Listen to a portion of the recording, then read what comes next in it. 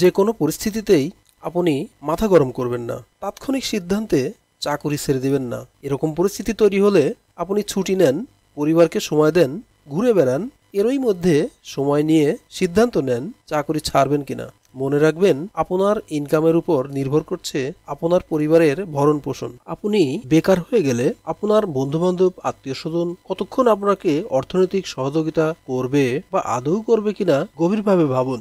যদি চাকুরি ছাড়তেই হয়, ঠান্ডা মাথায় অফিসিয়াল নিয়মে ছাড়ুন। মনে রাখবেন, আজ যে প্রতিষ্ঠান থেকে চলে যাচ্ছেন, কাল আপনার জন্য অথবা আপনার নিজস্ব কারোর রিজিকের জন্য সেই প্রতিষ্ঠানেই ফিরে আসতে হতে পারে। আপনি যখন ভূমিষ্ঠ হন, আপনি ছিলেন অসহায়। আল্লাহ তাআলার অশেষ রহমতে আপনার মায়ের দুধ পান করে বড় হয়েছেন। একই রকম ভাবে আল্লাহ তাআলা কোনো প্রতিষ্ঠানে চাকুরির মাধ্যমে আপনার রিজিকের ব্যবস্থা করেছেন। তাই মাকে যেরকম আপনি শ্রদ্ধা সম্মান করেন, আপনি যে প্রতিষ্ঠানে চাকরি করেন সেই প্রতিষ্ঠানকে শ্রদ্ধা সম্মান করবেন। আপনি যদি সততা ও নিষ্ঠার সাথে কাজ করে আপনার দক্ষতার নির্যাস প্রতিষ্ঠানকে দিতে থাকেন এবং দিতেই থাকেন, তাহলে একসময় আপনার সঠিক মূল্যায়ন হবেই। যদি আপনার মনে হয় প্রতিষ্ঠান আপনাকে মূল্যায়ন করছে না, তবুও কাজ করার ফলে আপনার মধ্যে যে দক্ষতা তৈরি হবে, সেই দক্ষতাই আপনাকে আপনার বর্তমান প্রতিষ্ঠান অথবা অন্য কোনো প্রতিষ্ঠানের যোগ্য পদমর্যাদায় অধিষ্ঠিত করবে। আপনি যে প্রতিষ্ঠানে চাকরি করেন,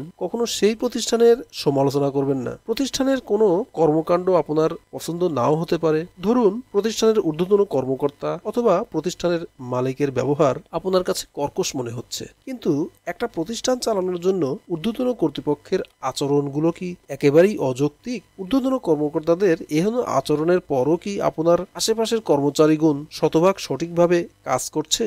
তাই এরকম পরিস্থিতিতে আপনার উচিত মন খারাপ না করে আপনার সমস্যাগুলো খুঁজে বের করে নিজেকে সংশোধন করা এবং সঠিকভাবে কাজ করা।